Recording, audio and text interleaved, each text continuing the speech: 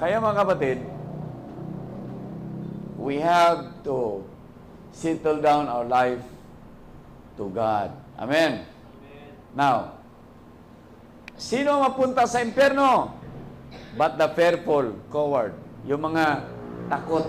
Di ba? Sa panahon na meron ng, halimbawa, hindi ka ma-rapture sa Great Tribulation, na ipadinay sa iyo si Christ para matatakan ka ng 666. Kasi hindi ka matatakan kung hindi mo i-deny yun. So yung mga coward, yung mga, ano sa Tagalog? Mga duwag, ay mapasama sa impyerno kasi magpatatak sila mga duwag sila no? Mga unbelieving, mga abominable, mga naggumagawa ng mga karumal-dumal na mga gawa, no? Mga murderers, mga warmongers, mga ano ito, mga sexually immoral, lahat yan. And sorcerers, no? Mga witchcraft, idolaters and all liars, mga sinungaling shall have their part in the lake which burneth with fire and brimstone, which is the second death. Okay, yan. So the final judgment according to their work. Now, Revelation 20 verse 13, sila po i-judge according to their works. Ito po ay isang katanungan, bakit? Bakit? Lahat magsabing bakit? Bakit? Lahat magsabi. Bakit? Lakasan nyo. Bakit? Huwag kayong magalit. Yung bakit lang. Bakit? Bakit? Yung may question mark ba? Bakit kaya hukuman sila according sa kanilang mga gawa? Na ang nagsabi, according to Scripture, brothers and sisters, basta we are saved by grace through faith, not by works. Bakit doon i-judge according to their works?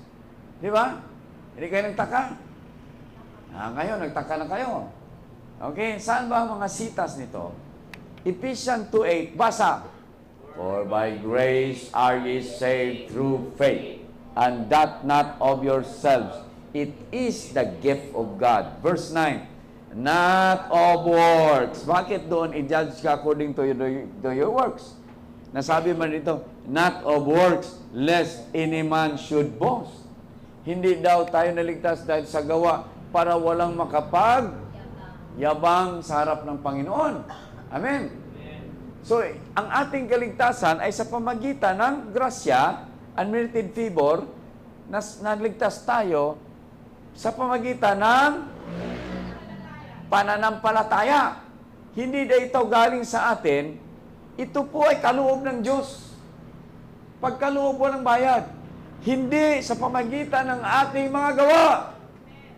Bakit doon? According to their works. Sa final judgment. Kaya pag may mga pastor, lalo na mga pastor na sabi nila, by faith only, faith alone, maligtas tayo. Pag sabi mo, pastor, bakit sa Revelation 20 verse 13, sa final judgment, i-judge pala ang tao according to their works. Bakit dito? Parang kontrahan. Let me explain to you, brothers and sisters, kasi meron pong revelation si Lord dito. Bakit ito? Hindi ka ba nagtatanong, bakit i-judge ka according to their works? Unya dito, pag dito, hindi daw by works. Okay? Atin pong tatalakayin. It's because of the dispensational judgment. Ano yung dispensational? Ito po ang tinatawag na era-era ba? Kumbaga, panahon. Sa panahon natin, iba. Sa panahon nila, iba rin. Okay? Bakit iba? Now, the church age, grace and faith ang kaligtasan.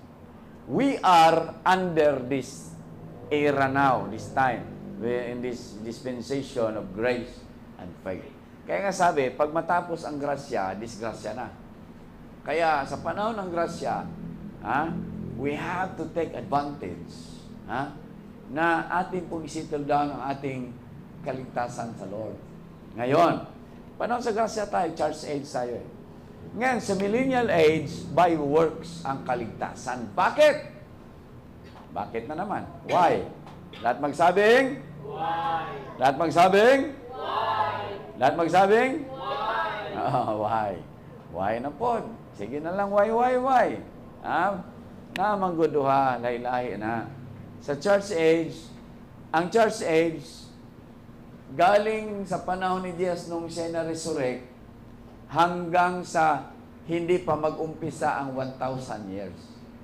Pag mag-umpisa ng 1,000 years, tinatawag na yan na millennial age. Okay? Iba na ang basihan ng kaligtasan doon. Okay? Ang tanong, why? Why? Mystery reveal. Okay? Sabihin mo sa katabi mo, makinig kang maigi. Oh. The reasons are very simple. Lahat magsabing simple. Say, panay tayo ng tanong kayo na eh. Why? Bakit? Why? Bakit? The reasons are very simple. Okay. Church age, by faith, because we are serving an invisible Jesus. Kailangan ang pagtuo, kailangan ang faith, kaya di man makita si Jesus karon. Hindi man siya makita. So we need to use your faith. Sabi ng Hebrews 11:6, without faith it is impossible to please God. Because everyone who comes to God must believe that He exists and He is the rewarder of them that diligently seek Him. Ngayon sa ating panahon sa church age, kailangan natin ang pananampalataya dahil hindi nga siya makikita. Hindi siya nakita. We are serving an invisible Jesus. Sa millennial age, by works yon because they are going to serve a visible Jesus. So, hindi na kailangan yung pagtuo, pananampalataya, kaya nakita naman.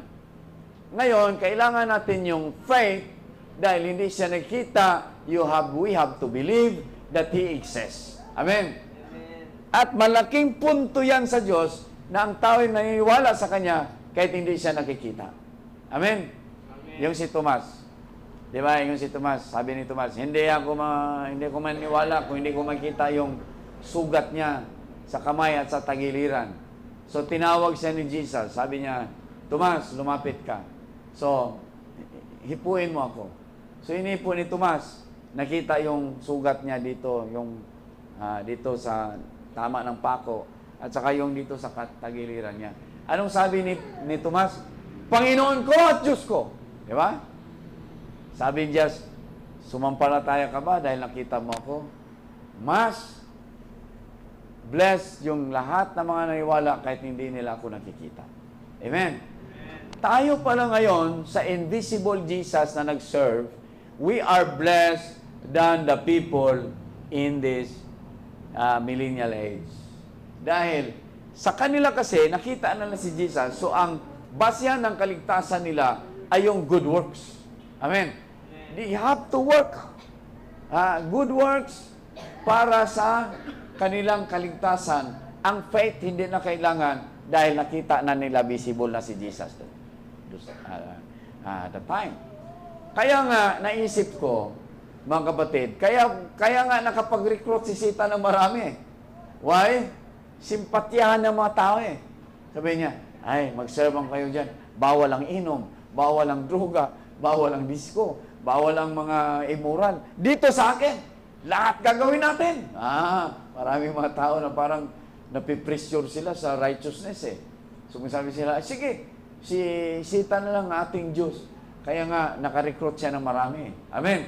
Tingnan mo ngayon na nandito pa si Satan. Di ba marami siyang na-recruit? Mas maraming masama kaysa mabuti. Noon, wala si Satan. Mabuti lahat. Di ba? Pagdating niya, dumami naman ang kasamaan dahil nare-recruit nga niya sa paggawa ng kasamaan dahil gustong-gusto na ng tao eh. Di ba?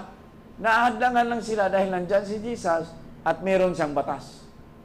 Ngayon, marami siya ma-recruit. Kagaya ngayon, mas marami siya ma-recruit. Pero kawawa sila, last judgment na yun eh. Last chance na yun sa tao na siya maligtas. Ngayon, punta sila sa dagat-dagatang apoy.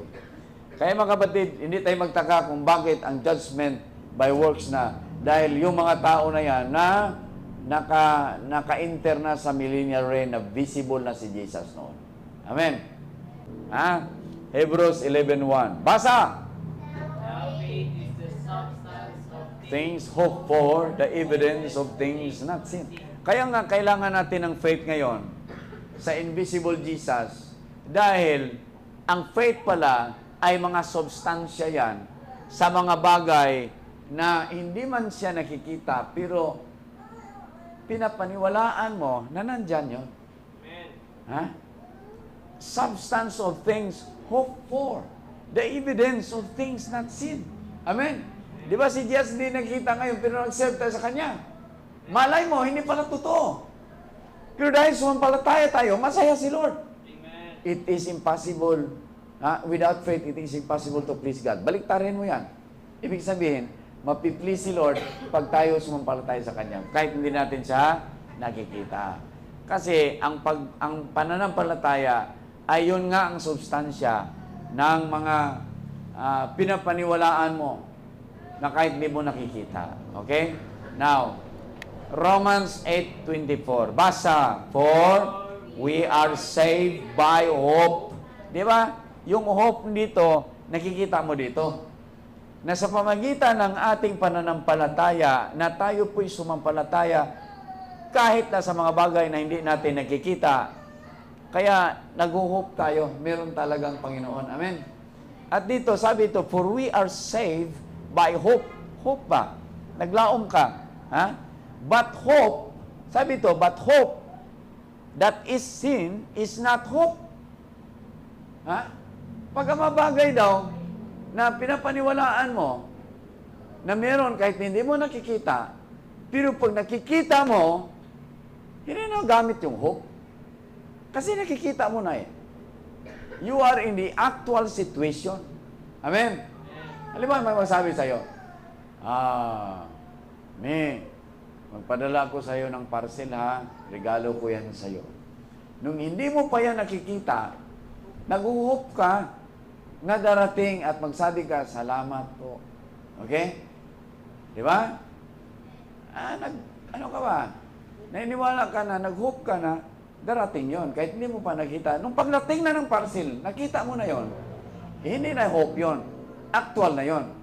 Amen? Amen. O kaya yun nga ang diferensya eh.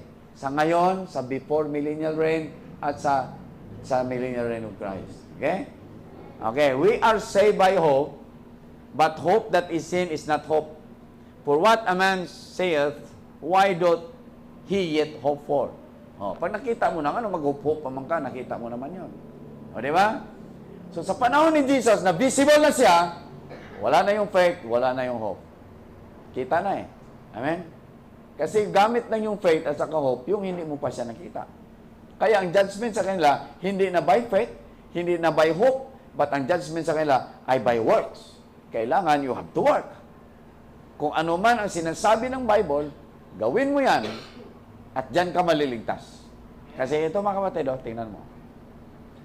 Millennial age, Hebrews 8:11, basa. And they shall not teach every man his neighbor, and every man his brother, saying, Know the Lord. For all shall know me, from the least to the greatest. Di ba ngayon nag-evangelize tayo? Di ba ngayon pinapakilala natin si Jesus, siya ang Savior, siya yung anak ng Diyos, siya ang way, the truth, and the life. Pero dito, wala na daw magsasabi. Sa millennial age, wala na magsabi na you have to know the Lord because everybody knows the Lord already. Amen? Amen. Kilala na siya from the least to the greatest. Dahil nandyan na nga siya eh. Amen? Bakit mo pa sasabihan? Ang Panginoon at ang tagapagtas ay si Jesus. Sabi niya, alam ko naman yun. Di ba? Kita na eh. 1,000 years. Ang tagal nun eh. Amen? O, di ba? Tamang-tama. Nasa Bible lahat yan. Ang revelation na i-claim mo, pag hindi mabasa sa Bible, hindi yan katanggap-tanggap. Pero pag magsabi ako, I have a revelation from the Lord, ito po, pag mabasa sa Bible, may mga referensya, ito ay paniwalaan natin. Tama ito. Next, Habakkuk 2:14. For the earth shall be filled with the knowledge of the glory of the Lord, as the waters cover the sea. Ang mangyari daw, mga kapatid, ng sanlibutan ito ay mapuno na ng kaluwalhatian o mapuno na ng kaalaman ng kanyang kaluwalhatian ng Panginoon. Kagaya ng tubig ay nakakover yan sa dagat. Amen. Ibig sabihin, kilala na si Lord from the greatest to the lowest. So kaya, yung faith and hope, wala na. But love, manatili. Di ba? Kaya sabi, these three remains. Faith, hope, and love. But the greatest of this is love. Why?